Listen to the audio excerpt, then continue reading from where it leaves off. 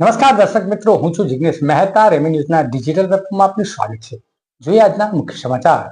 બારડોલી શહેર માટે મોટા રાહતના સમાચાર સામે આવ્યા છે.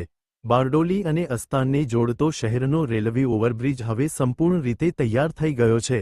અંદાજે 30 કરોડ રૂપિયાના ખર્ચે બનેલો આ બ્રિજ ટૂંક સમયમાં જાહેર જનતા માટે ખુલ્લો મૂકવામાં આવશે.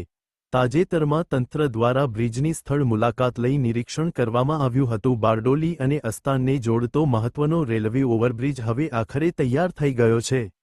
લગભગ 4 વર્ષથી ચાલી રહેલી કામગીરી પૂર્ણ થતાં સ્થાનિક લોકોમાં ખુશીની લાગણી જોવા મળી રહી છે. આ બ્રિજ લગભગ 30 કરોડ રૂપિયાના ખર્ચે તૈયાર કરવામાં આવ્યો છે, જે બારડોલી શહેરમાં ટ્રાફિકની સમસ્યાનો મોટો ઉકેલ સાબિત થશે. ખાસ કરીને રેલવે ફાટક પર થતા ટ્રાફિક જામમાંથી હવે લોકોને મુક્તિ મળશે.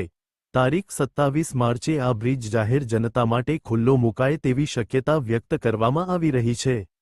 આ પહેલા કના અધિકારીઓ અને સ્થાનિક વહીવટી તંત્ર દ્વારા બ્રિજની સ્થળ મુલાકાત લઈ તેની ગુણવત્તા અને સલામતી અંગે નિરીક્ષણ કરવામાં આવ્યું હતું.